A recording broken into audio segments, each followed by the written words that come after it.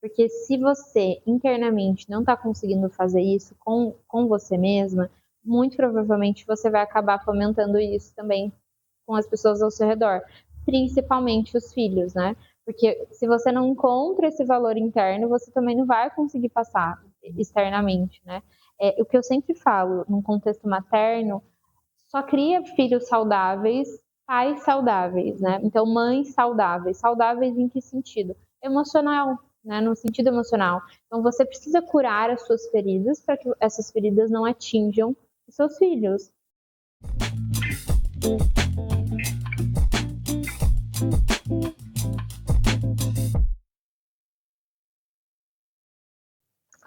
Bom dia, boa tarde, boa noite. Está no ar mais um episódio do Segredo do Começo, onde cada jornada começa com uma ideia. E estamos aqui celebrando o mês da mulher preta, latino-americana e caribenha. E estou aqui mais uma vez com a minha parceira Ida Miranda. Tudo bem, Ida? Tudo bem, minha amiga? Tudo jóia? Vamos para mais um episódio. Esse que é o quarto dessa série especial, né?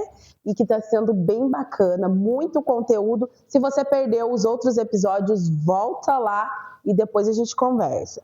A convidada de hoje, meu Deus, que honra! Muito bem-vinda, Vivian Oliveira. A Vivian que é psicóloga, pós-graduanda em psicologia baseada em evidência. Bem-vinda, Vivian. Muito obrigada, é um prazer estar aqui com vocês, gente. O convite foi vindo numa hora excelente, assim, né, para a gente poder, de fato, falar sobre a mulher negra nesse mês tão importante. Antes de você fazer a pergunta, já tá gritando uma coisa aqui que eu tenho certeza que você que está em casa quer saber. Diga. Que pós é essa? Psicologia baseada em evidência. Explica isso para quem está em casa e para mim também. Tá. Existem várias abordagens dentro da psicologia, né? Hoje, muitas abordagens. E a minha especialização é usar dentro da prática terapêutica, dentro da clínica na psicologia, somente técnicas, enfim, ferramentas que tenham embasamento científico. E aí a gente dá esse nome, né? Que é utilizar a prática baseada em evidência, ou seja, uma psicologia baseada em evidência científica. Mas daí, nesse caso, você continua atendendo?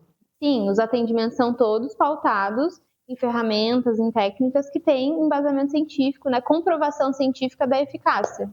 Que bacana! Parabéns! Obrigada. Amiga, isso é muito legal, porque todos, né, as pessoas que atuam na área da saúde e lidam com pessoas, na fisioterapia a gente tem isso também muito embasado, que são as práticas. Então, tudo que sai em relação aos artigos, a ciência, o que os pesquisadores têm de mais de ponta para poder tratar o paciente na sua prática clínica é embasado pela evidência. Então, ela, considerando, sendo uma psicóloga que atua com a prática, isso faz com que ela utilize o que tem de melhor, pensando em pesquisa para os pacientes dela. Sim, e como a Edi falou, né? São em todos os segmentos. Uhum. E aí a gente usa da prática, então não é só a psicologia, mas, por exemplo, a fisioterapia com a prática baseada em evidência. Então, usar a evidência, como a Edi mesma falou, né, a mais nova, a mais robusta e mais eficiente para aquele seu paciente em específico. Até porque a pesquisa vai sempre inovando também, né, gente? Vão sendo novas descobertas. Sim, com certeza. E aí precisa da ciência para poder nos acompanhar, né? Bacana. E hoje, nesse episódio, aliás, neste mês que nós estamos comemorando, Julho das Pretas, e a Vivian como psicóloga. A Vivian, você já atua na área tem mais ou menos quanto tempo? 3 anos. 3 anos. E o seu público maior são mulheres? Sim, uns 95% é feminino. E só para a gente poder entender, o quanto que você atende de mulheres pretas? Olha, sendo muito sincera, pensando nessa porcentagem mesmo, é um número bem pequeno, assim, né? É de fato difícil acesso ainda à terapia, por mais que a gente facilite, enfim, dentro, né, da prática clínica, eu particularmente facilito essa entrada, mas ainda é um número bem, bem pequeno. Quando você fala de facilitar, a gente está falando de valores mesmo? Sim. Não é acessível para a mulher preta? Não, na verdade, ainda a psicologia está muito nesse lugar eletizado, né?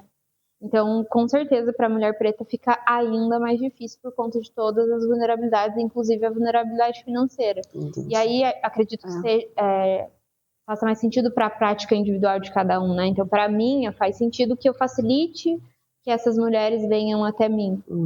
Mas o Vivian, a Aida também que agora está nessa atuação da saúde mental, eu acho que não é só uma questão de saúde mental. Eu acho que para a mulher preta, quando a gente fala de cuidado, isso ainda é muito delicado, né? Então, pensando nessa condição, não só financeira, mas quando a gente fala para além disso, quais que você acha que são as barreiras que fazem com que a mulher preta não se coloque nesse lugar de autocuidado?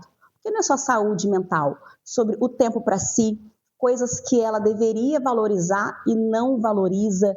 Como que a gente entende esse contexto dessa mulher que sempre foi ensinada a cuidar dos outros e que hoje ela olha para ela de uma forma que ela não consegue se enxergar, ela não consegue enxergar merecimento dentro desse contexto? Sim. Eu acredito que a sua pergunta já venha também com essa resposta, né? É muito difícil, para além da questão financeira, a mulher se colocar nesse lugar de ser cuidado, porque a terapia também é isso, né? É um momento em que você está se cuidando e também permitindo que outra pessoa cuide de você, cuide das suas feridas. E o lugar da mulher preta como um todo, né, é sempre o lugar de cuidar, nunca de ser cuidada, né? De permitir com que isso aconteça com ela, né? Se permitir ter esse momento mesmo para estabelecer a sua saúde, para estabelecer um autocuidado. Num contexto geral, né, pensando na questão do gênero, já é difícil. Falando sobre o recorte racial, ainda mais difícil. Você tocou num assunto que seria a próxima pergunta, mas eu acho que já ficou claro, assim, quando a gente fala de saúde mental, precisa fazer esse recorte da saúde preta, da saúde da mulher preta para a mulher branca? Há essa necessidade? Sim, com toda certeza, né? São estigmas diferentes, são vivências completamente diferentes, são experiências diferentes. Então, também ter essa visão enquanto terapeuta é uma coisa essencial para o tratamento também dentro da prática clínica, né, dessa mulher preta. Então, com toda certeza, precisa de fato ter esse recorte. E não necessariamente ser atendido, por exemplo, por outra mulher preta, mas independente de quem seja o atuante, né, o psicólogo que está atendendo ou a psicóloga, precisa saber fazer esse recorte. Né? Inclusive, é uma das premissas da prática baseada em evidência. Né? A gente fala sobre a gente usa o termo minoria, né? Então, esse recorte de minorias, mesmo que a gente não seja a minoria, né? Mas a gente usa esse recorte dentro da prática e tem muitas evidências que sim, a gente precisa ter um olhar diferente, né? Porque as situações elas vão ser vivenciadas de outra forma. Mas você sabe que você está falando, ela está falando que não precisa necessariamente ser uma psicóloga preta, mas eu tive a experiência de passar pelas duas. E aí, na época, eu estava enfrentando um problema no trabalho, que eu conversava com a psicóloga e eu falava para ela, aconteceu isso, será que é uma impressão sua? Daí eu passei por isso. Mas não é impressão sua? Será que a pessoa não faz isso com todo mundo? Ela não entendia. Não entendia, porque não era literalmente o lugar de fala dela. E aí, depois, quando eu troquei para uma preta, quando eu comecei a contar as coisas para ela, ela falou, vamos criar planos para você mudar de emprego? Ela já identificou. Na hora, foi muito assim. Então, faz total diferença mesmo. Tanto é que depois eu fiquei com essa preta por muito tempo. E, enfim... Mas tem, né, essa questão, e também eu vejo assim, até pela identificação. Sim. Como a Aida mesmo trouxe, quando a gente tem ali uma pessoa preta, e eu falo isso em diversos lugares, e a gente às vezes já traça aquele olhar, você se reconhece no outro. Ainda mais quando você está no ambiente de vulnerabilidade, de fragilidade, tendo que falar ali as suas questões, e aí você se depara com alguém que pode se compadecer daquilo que você está dizendo, eu acho que é um pouco mais confortável, né? A Aida trouxe esse exemplo dela, do que às vezes você está falando e a pessoa talvez entender, mas não. E aí, pegando esse gancho, quando as mulheres, né, mesmo que você atenda de uma forma um pouco menor comparado com mulheres brancas, quais que são as queixas assim que você mais recebe no consultório, pensando nessa demanda, pensando em mulher preta? Quais as questões assim que mais elas hoje traz assim para você? Eu acredito que, né, num contexto geral, assim, as maiores demandas são exatamente esse lugar de, primeiro, a identificação como mulher preta, né, de conseguir se identificar mesmo como uma mulher preta, porque a gente não é ensinada a fazer isso. Muitas não se identificam, não se enxergam? Não.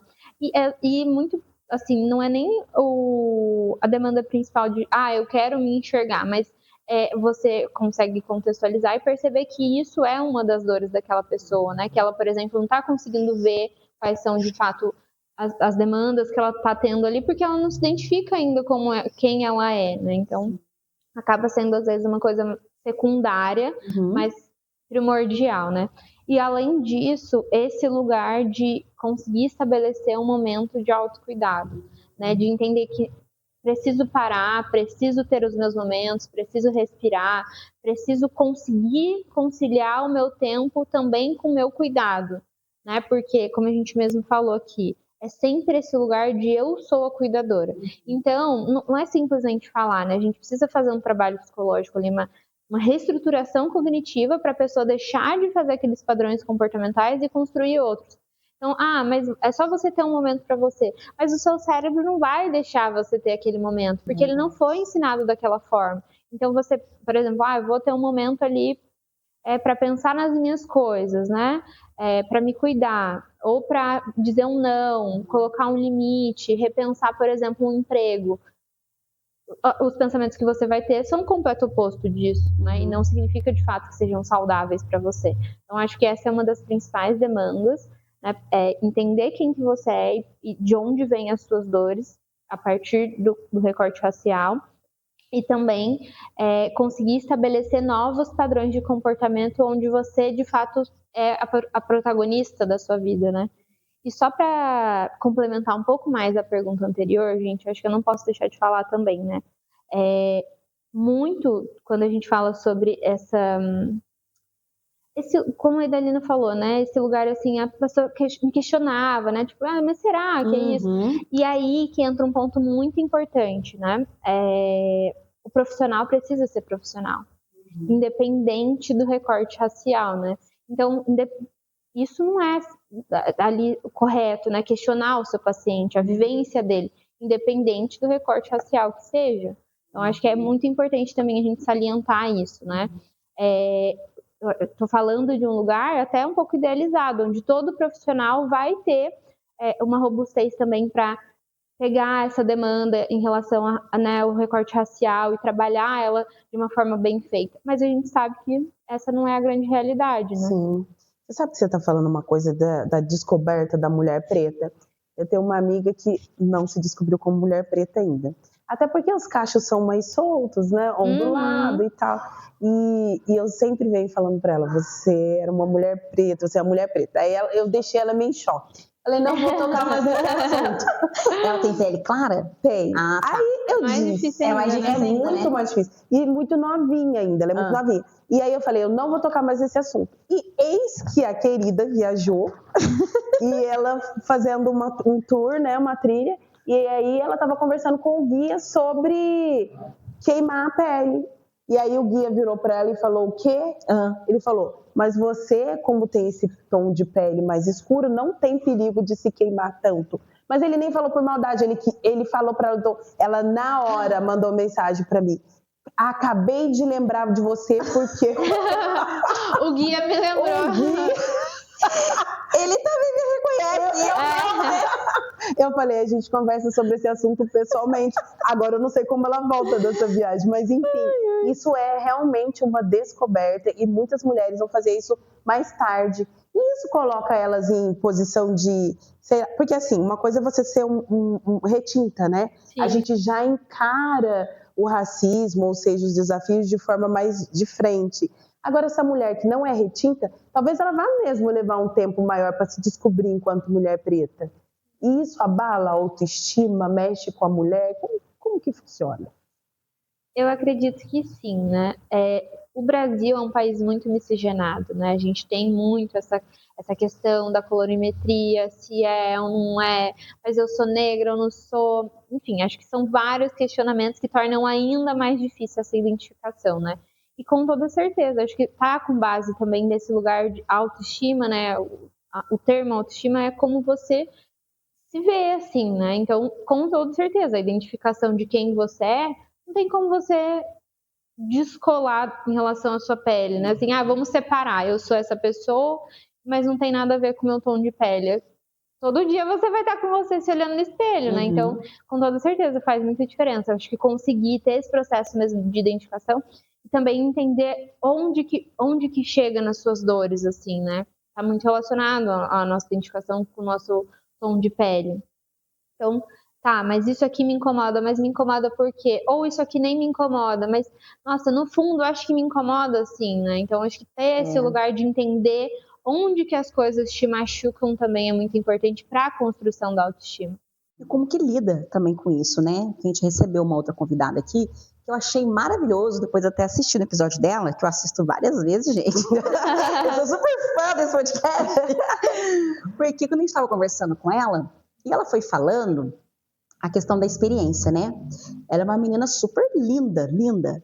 E ela já não traz essa condição do racismo, do se importar, isso não é algo que pega para ela. Porque também ela vem de uma educação que ensinou para ela a se ver como uma mulher bonita, né? A estar sempre arrumada e tal. Então, o quanto que isso realmente impacta. E aí, quando ela estava falando, eu estava olhando para mim, que já me vindo dentro de um outro contexto, tendo que lidar com essa questão de autoestima, de não me ver bonita e tal. E você fala, como que também faz diferença, né? Essa questão da educação, já para uma menina desde bem assim, bem pequena, e aí os pais, a mãe principalmente, ir ajudando nessa relação da autoestima e o quanto que você fortalece isso nessa mulher quando ela começa a se enxergar também, né? Sim, com certeza. É o que a gente tanto ouve falar hoje em dia sobre a representatividade, né? É sobre esse contexto mesmo na primeira infância que faz muita diferença. É você literalmente construindo ali a sua identidade. Por isso que enquanto adulta é tão difícil às vezes da gente se reconhecer, porque lá atrás a gente foi constituído de uma outra forma, né? A identificação veio de um outro jeito. Então, ter esse contexto num geral que te fortalece a sua autoestima, reconhece quem você é, vai fazer grande diferença lá na frente, né? Para você se fortalecer. Mas isso não significa que o racismo vai deixar de existir, né? Muito pelo contrário, significa que você vai estar fortalecida para encarar essas questões, mas... E também, de certa forma, acaba que vai quebrando ciclos, né? A educação que ela recebeu em relação a isso, dela se enxergar dessa forma, quando ela tiver filhos, ou sei lá, outras crianças que ela for ali envolvida, ela também vai conseguir passar isso de uma forma mais positiva do que alguém que não recebeu isso com tanta força e que vai demorar a entender, a se reconhecer igual a sua amiga, a se enxergar como uma mulher bonita, que tem os seus traços, os lábios mais grossos, né? O nariz um pouco mais grosso também. Então, tudo isso a gente vai se identificando e vendo que são traços que faz parte, né, da nossa raça. Então, acho que isso também vai se tornando um pouco mais, assim, positivo, pensando nessa construção de autoestima e vai ajudando a quebrar esses ciclos, né? Com certeza. Falando nisso, como que foi para você? Você teve alguma crise? Você sempre se aceitou? Sempre foi essa mulher para frente? Conta um pouquinho. Não é nada muito surpreendente, tá, gente? Né? Nossa, foi uma revolução. Não foi isso. Acho que foi muito aos poucos mesmo, né? Como eu estava falando até antes do podcast começar. Eu não passei, por exemplo, pela transição capilar. Nossa, mas então você amava seu cabelo? Não, muito pelo contrário, assim. Eu tinha uma relação com ele bem mais ou menos, né? Então, acho que isso também foi uma das coisas que fortaleceu me reconhecer, sendo quem eu sou. Então, nunca ter feito, né, a transição capilar, nunca ter alisado. Então, chegou num momento que eu falei assim, eu vou ter que lidar com isso aqui. E um ponto importante também, não fiz a transição, não alisei, não era nem porque eu não queria, era muito mais relacionado a recurso na época. E chegou num ponto onde já existia o recurso, mas eu falei, é isso, vamos ver o que vai dar, né? E aí comecei, eu acho que a minha virada foi bem quando eu comecei a usar meu cabelo solto.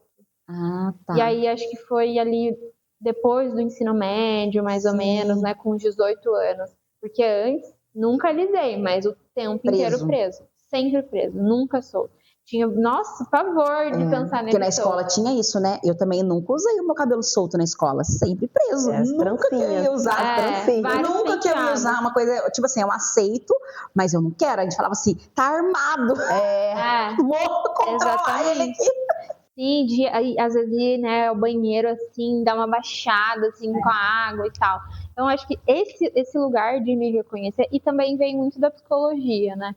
Acho que comecei a entender mais o funcionamento mesmo do cérebro, né? Relações neurológicas que a gente tem com a gente mesmo. E aí fui colocando muito na minha própria vida, né? Entendendo o meu contexto também. E aí me reconhecendo sendo quem eu sou. E ser da psicologia também é um ponto que me faz ter muita relação com as pautas sociais.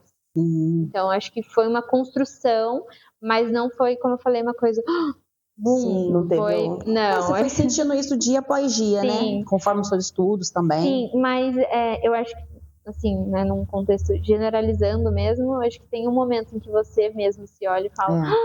Nossa, então aconteceu comigo, né? Assim, nossa, eu sou uma mulher negra, assim. Por mais que não tenha tido esse boom, eu acho que eu senti isso em alguns momentos. Não foi nenhum só, acho que foram vários. Sim. Você é de uma geração mais nova, assim, perto de nós duas. Você é bem mais nova. Você acha que, na sua opinião, essa coisa de hoje em dia ter os produtos, a gente já falou de representatividade, mas não só da representatividade em si, mas de ter os produtos. Antigamente tinha um produto, aquele amarelinho, nós não vamos falar, patrocina a gente que a gente fala. A gente fala no próximo, com a próxima convidada que fala de cabelo. Isso, aí vocês mandam um produtinho e a gente fala. Então tinha um produto que a minha mãe usava, muito óleo, e usava esse cremezinho e passava assim, e depois, antes de trançar. Hoje a gente tem dezenas de marcas com não sei o que, sem não sei o que. Você acredita que, além de trabalhar a representatividade que a gente tem no cenário de hoje, e ter todo esse produto, toda essa gama de produtos, isso contribui também? Porque a gente se vê no produto, antes não tinha, né? Sim, acho que com certeza. Pensando na questão estética, com toda certeza. Acaba influenciando também nas questões emocionais, né? Porque a gente acaba vendo ali na estética. Mas pensando nos produtos especificamente, com toda certeza. Acho que traz essa identificação.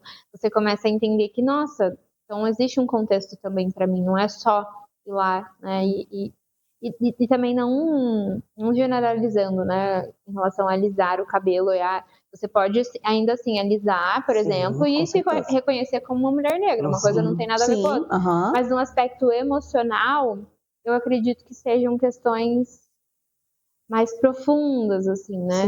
Para serem trabalhadas. Assim. Eu ia fazer essa pergunta também. Além da beleza, essa autoestima daqui, do físico, o que mais que impacta na autoestima ou no processo mental da mulher preta? O emocional, né, da mulher preta. Eu acredito que seja o estado de sofrimento, né, de se manter em sofrimento, assim. Porque culturalmente nós fomos colocadas na pirâmide social no último degrau, né, mulheres negras no último degrau. Então é um estado constante de sofrimento. É como se a gente tivesse mais facilidade, muitas aspas aqui, tá, gente? Para permanecer no sofrimento. Então, uma coisa ruim aconteceu comigo, ou, por exemplo, alguém foi racista, né, num caso extremo, mas acontece, assim, né? Então, mas tudo bem. E não tá tudo bem, né? Exatamente por conta disso. Você acha que a gente sempre está num estado de hipervigilância? Com toda certeza também. Que está relacionado também ao estado de sofrimento, né? Porque o cérebro está sempre vendo o que está acontecendo ali, sempre no estado de alerta ou fuga. Então, eu estou sempre prestando muita atenção em tudo que está acontecendo. É aquilo de deitar a cabeça no travesseiro e não conseguir descansar, né? Sim. Eu preciso pagar as contas, eu preciso cuidar do filho, eu preciso fazer isso, eu preciso fazer aquilo. Mas porque eu preciso ajudar aquele fulano. Obrigações, demandas, né? Sim. Ô Vivian, e pensando nessa questão de obrigações, demanda, o nosso podcast aqui, ele traz muito essa questão do empreender, né? Sim. Você empreende, né? Você tem aí os seus atendimentos que você faz de forma online. E esse dia eu estava vendo sobre essa questão, quando a mulher preta, ela empreende, ela tem algo que é muito delicado, que é essa questão do valor, né? o quanto que eu cobro na minha sessão, digamos, no seu caso, até no meu também, o da Ida, que está nesse cenário agora. E a gente, muitas das vezes, a maioria delas, não se coloca num lugar de merecer aquele valor, por mais que ela saiba o quanto que ela estudou, o quanto que ela se dedicou, tanta coisa que ela investiu ali, mas na hora do cobrar, ela acha que não deve. Por que a gente entra nessas divergências do, não vou cobrar isso, vou começar cobrando pouco? Por que tem esse conflito? Que eu acho que isso é muito presente. Sim, com toda certeza. Isso também está relacionado à nossa autoestima, né? Como se fosse um fio, o fio da meada, a autoestima está aqui, está relacionado porque está relacionado ao nosso alto valor, né? Como que você tem a percepção do seu valor? Então, se eu tenho um valor interno que é menor, né, não é significante, eu também não vou trabalhar aquilo para conseguir cobrar o meu valor por aquela entrega, né? Coisa que para outras pessoas pode ser completamente diferente, assim, né?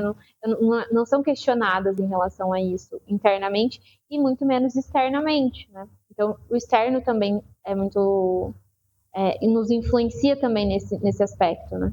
A gente tem uma pergunta de uma pessoa que mandou para a gente nas redes sociais. Coloca para mim, por gentileza, de novo, que eu acho bem interessante quando a gente fala de maternidade. Quais problemas uma mãe preta com baixa autoestima pode fomentar em seus filhos?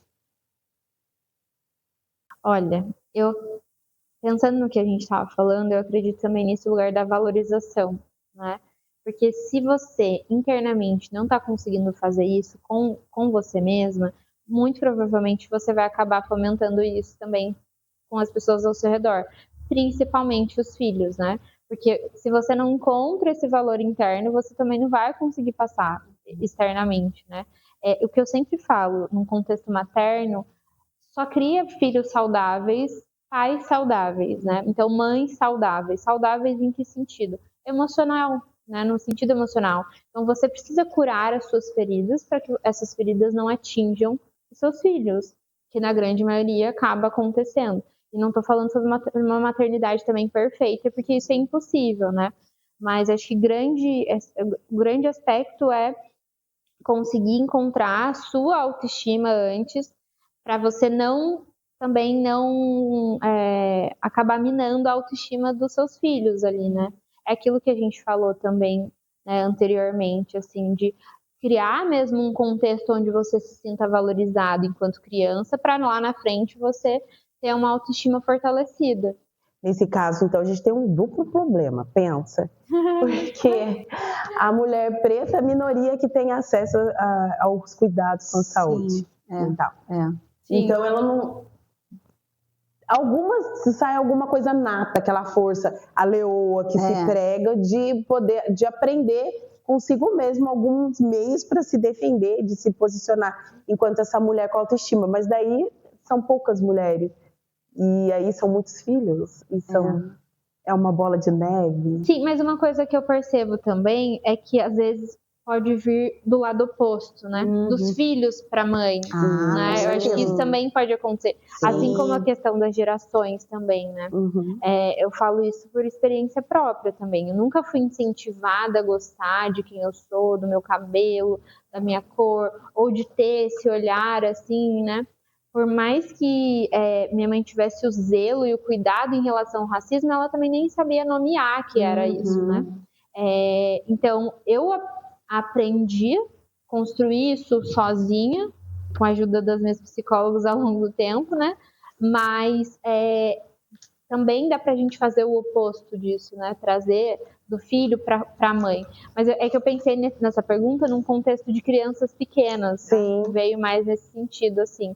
É difícil mesmo, né, gente? Eu acho que não adianta a gente romantizar e falar que é um lugar fácil, que vai ser muito fácil, ou que é construída do dia para a noite. Não é, são vários pedacinhos ali que são, né, pequenas construções diárias mesmo. Vivian, e pensando então nessa acessibilidade, a gente trazendo nessas formas dessa mulher buscar esse autocuidado, muitas das vezes buscar a terapia, né, ou outras soluções, seja algo assim muito distante da realidade dela, Que dicas que você daria para poder já ajudando, né, essa mãe, essa mulher que está nos vendo, nos assistindo, de que forma prática e simples ela pode estar aí construindo a autoestima dela? De que forma que você daria algumas dicas? Eu acredito que, como a gente falou, né, num contexto elitizado, porque não dá para acessar a terapia. Procure a terapia também em lugares que não, né, que são acessíveis. Então a gente tem a terapia da rede pública, mas a gente tem, por exemplo, as clínicas das faculdades, no geral, que também são acessíveis. Acho que é uma forma de buscar mesmo a terapia em si. Mas a construção dessa autoestima, ela acontece no nosso dia a dia. Então, o que eu diria, né? Antes da gente pensar mesmo no contexto físico, se perguntar mesmo, né? Ter uma conversa interna. Acho que é muito difícil no contexto atual a gente conseguir conversar consigo mesmo. O que não está me fazendo bem aqui, né? O que está me fazendo bem? Quais são os caminhos? Uma coisa também que acho que está muito relacionada à questão racial é o planejamento. A gente não aprendeu a fazer planejamentos, né? Então, ter esse momento, essa parada de falar assim, tá, mas para onde que eu tô indo? Para onde que eu vou? E aí, acho que também complementar com a questão física, né? Tentar se sentir melhor com o físico, a estética, mas antes disso, pensar mesmo nessa conversa interna, como que você está se relacionando internamente com você mesmo e como que você pode mudar também, né? E tentando substituir os pensamentos, mudar a forma como você enxerga ou que você se coloca em algumas situações, alguns nãos que você vai precisar dizer muito desconfortável, mas que são necessários. Então, acho que nessas pequenezas do dia a dia, mas principalmente nesse diálogo interno que precisa ser mais gentil, né? Falando nisso, tem uma coisa que vem assim, que está muito ligado, que são as redes sociais. Redes sociais geram muita comparação, porque assim, quem está lá na rede social ou é a preta modelo, a preta de elite, né, perfeita, esculpida. Que já está no auge bem, né? Já passou por essa fase, já se aceitou, já lidou com as suas questões. E às vezes não também. Às vezes não, mas é a imagem que passa pra gente, vendendo. Né? É verdade. Como que as redes sociais, se não forem bem usadas, ou se essa mulher não estiver preparada, pode levar a comparação, a padrões inalcançáveis? Isso também vai fazer mal para ela. Sim, com certeza. Busque boas referências, né? Eu sempre falo isso em relação às redes sociais. É um bombardeio de informações o tempo inteiro, né? E hoje, todo mundo, né? Assim, num contexto geral, grande maioria das pessoas tem acesso à internet e às redes sociais. Então, busque boas referências.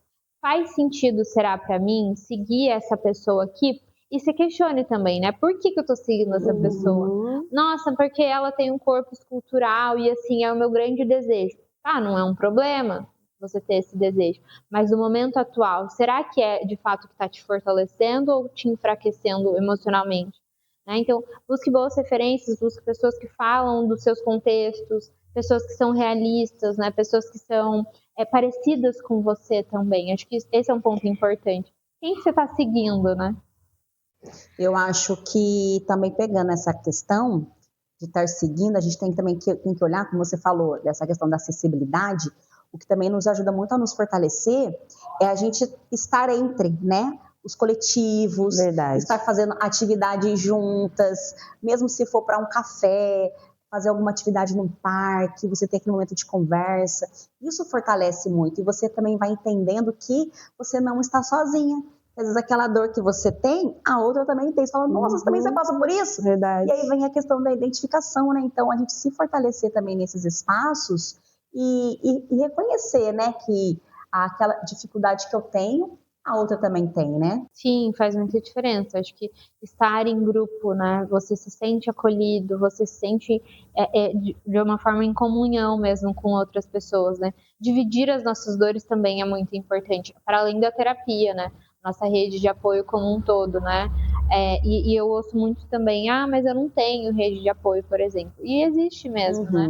Mas, então, tente construí-la, né? Quando a gente fala sobre rede de apoio, a gente não está falando sobre muitas pessoas. Às vezes a sua rede de apoio é uma pessoa, mas isso também faz parte da nossa vida, né? Construir essa rede, ter essa pessoa ali perto de você. Acho que esse é um ponto importante também. Aprender a se comunicar, né? Ser vulnerável.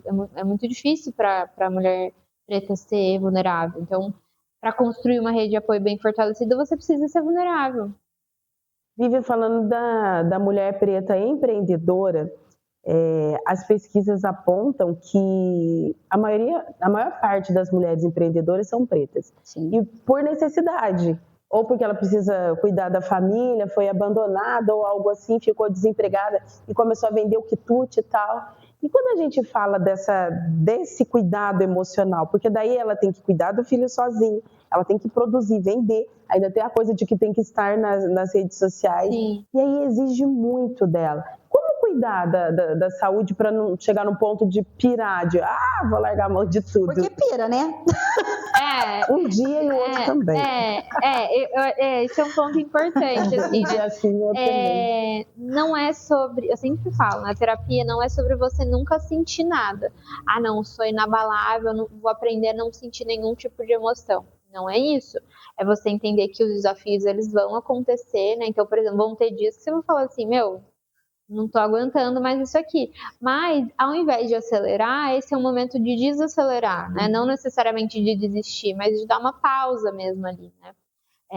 Então, sim, é um cenário muito difícil, existem muitas demandas, mas algo que eu sempre repito para os meus pacientes: existe alguma engrenagem que vai girar sem você?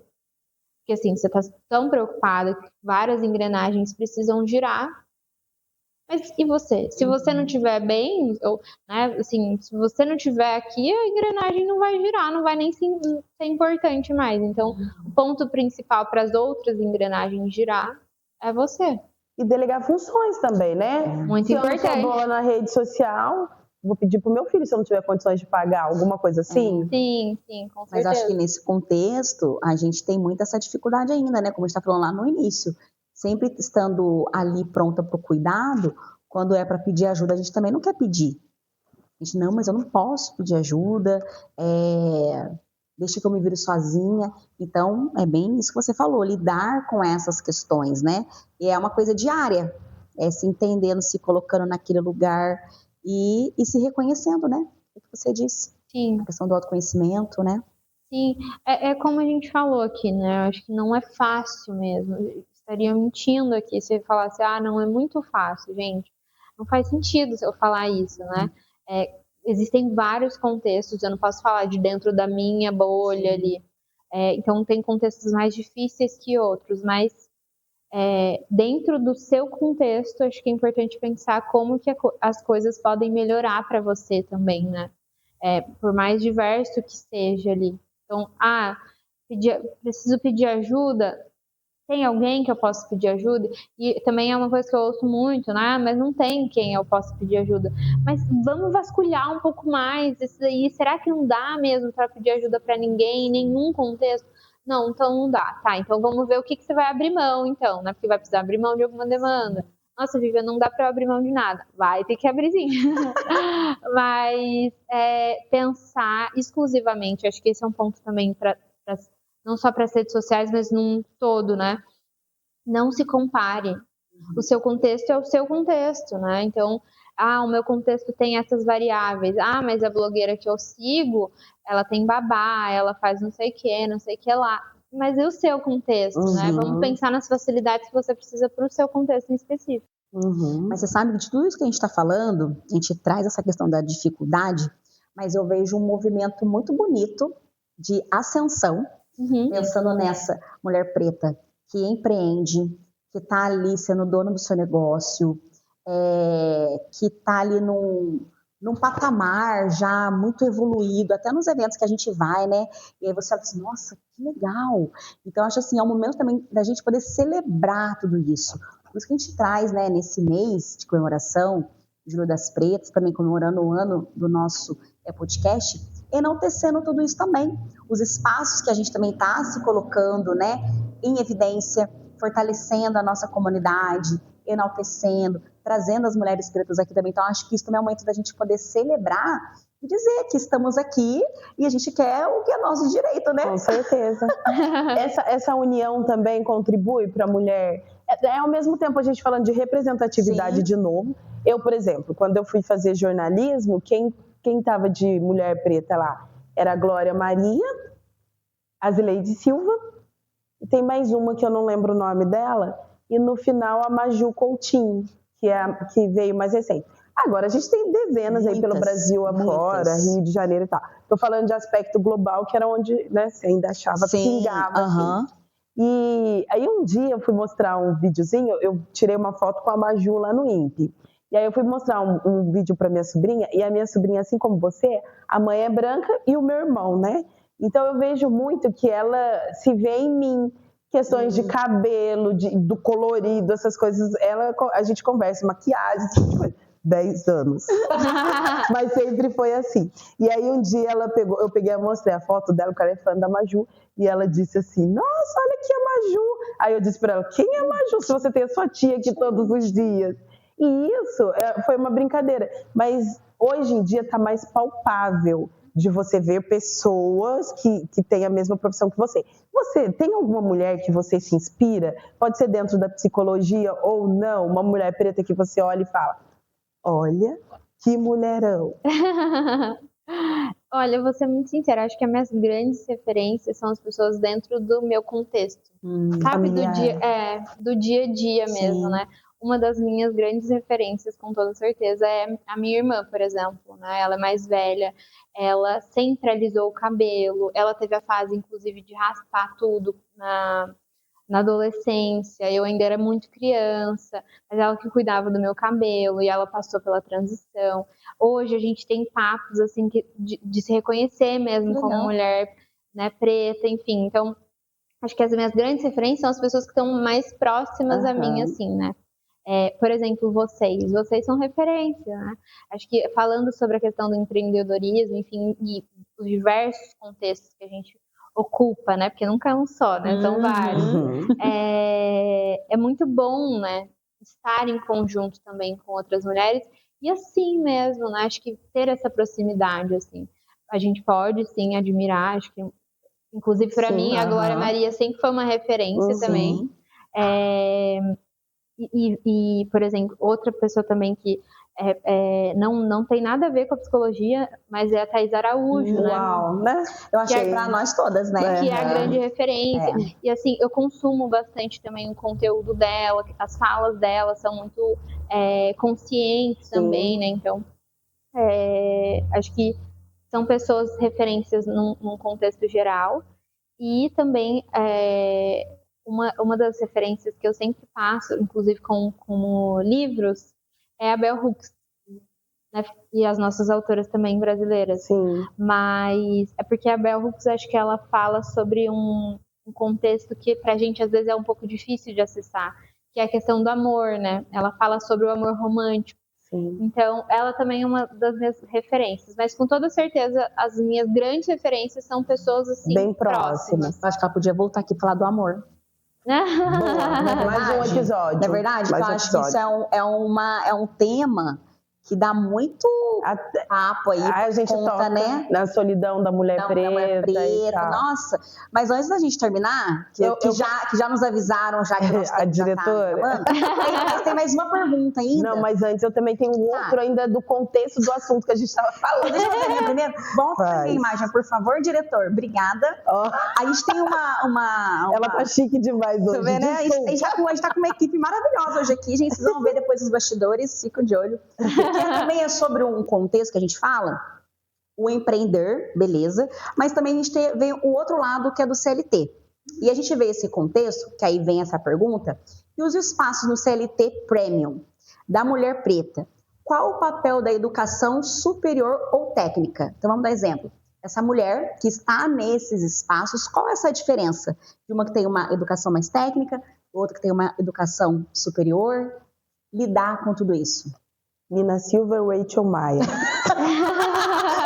Vem por aí. Outra referência para mim nesse lugar é a minha irmã também. Ela é técnica em segurança do trabalho. E hoje ela ocupa, de fato, esse cargo numa grande empresa, assim, né? É muito solitário também. Assim como para nós empreendedoras, né? É muito solitário em alguns momentos, porque é só você e o seu negócio. No CLT Premium, digamos assim, também, né? Porque na grande maioria são pessoas brancas que estão ocupando aquele lugar, Sim. né? Mas é sempre algo que eu sempre falo para ela, inclusive, você precisa reforçar o seu lugar. Você tá lá porque ele é o seu lugar, Sim. né? Então você precisa sempre se lembrar que você tá lá não porque foi uma oportunidade não, você tá lá por mérito seu, assim, né? Esse lugar é seu. Então, sempre se lembrar mesmo de que você ocupa aquilo ali porque você estudou para aquilo, porque você se capacitou, né? Então, acho que isso é muito importante. Legal. Assim. Agora, a minha pergunta tem tudo a ver com o que ela falou. A minha pergunta da minha colocação. Gente, sabe o que eu estava lembrando? No meu primeiro emprego como jornalista, já faz vai fazer 15 anos. E eu estava num jornal impresso em Lorena. E aí eu estava no ponto de ônibus e eu comecei a conversar com uma senhorinha mesmo. E ela virou para mim e falou assim, onde você trabalha? Daí eu falei, no jornal, expliquei onde era. E ela falou assim, você faz faxina? Mas, gente, era uma senhora idosa, não tinha noção mesmo, ela perguntou isso. E aí, hoje, agora, mais de 10 anos depois, eu estava no ponto de ônibus de novo. Com a mesma senhora? Não, essa já está no céu. Você vê que você tinha lá com a mesma senhora. Eu também. Nossa, aí a minha resposta foi assim. Não. É porque essa senhora, na época, eu nem quis falar nada para não constrangê-la, porque não foi maldade. Depois que eu falei para ela, eu falei, não, eu sou jornalista. Ela falou, você acredita que a minha neta quer estudar para jornalismo e tal, na época? É muita ingenuidade, né? Mas eu quero mostrar para vocês como que o cenário mudou com o passar do tempo. E aí eu estava hoje no ponto de ônibus de novo e tinha uma senhora, essa mais jovem, e aí ela pegou conversando, onde você está indo? Ela me perguntou, porque a gente está falando horário de ônibus. Aí eu falei, estou indo gravar um podcast. Aí ela falou, na TV Aparecida? Porque ela pensou em podcast TV. Daí eu falei, não, é o meu podcast. Tá bom, meu bem! E aí ela falou, nossa, que legal, você tem um podcast. Vocês viram como as coisas mudam? Às vezes a gente acha... Não fiz o merchan. Perca a oportunidade. Mas vocês sabem que às vezes a gente acha que não faz diferença, mas óbvio, 15 anos depois, agora a gente conversando sobre isso, é mais comum nos encontrar em espaços que não se encontravam. E até para as pessoas reconhecerem isso. Então, é muito bacana. As pessoas estão nos vendo. Isso, e eu não quero terminar essa conversa hoje. Porque terá. E em relação à formação também é muito importante, né? Sim. As pessoas estão nos vendo porque a gente está indo para esse lugar, assim, né? E há meios, porque, por exemplo, a minha primeira faculdade eu fiz pelo programa Escola da Família, foi a primeira turma. Hoje está bem mais fácil. Gente, tem meios. Comi cavaco, mas hoje está mais fácil. Aí agora tem ProUni, tem FIES, tem um monte de meios que dá para estudar. Tem meios. E eu sempre falo, quando eu vejo uma menina, um menino negro num caixa de supermercado, você está aqui, mas você já está estudando? Eu questiono, porque a gente precisa plantar isso no coração deles. Sim. Assim como eu faço com os meus sobrinhos também. Diretor... Acabou? Ele já deu tempo pra gente, já.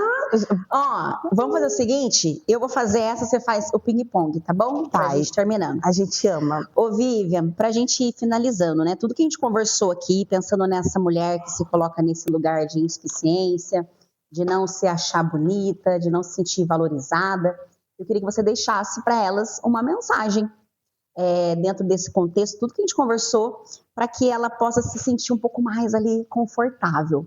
Vou falar para você olhar para aquela câmera ali, ó. Vamos lá.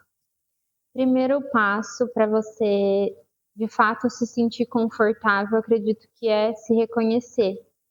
Então, tome o seu tempo para isso, né? Estabeleça mesmo, de fato, uma relação amigável com você. Seja sua amiga.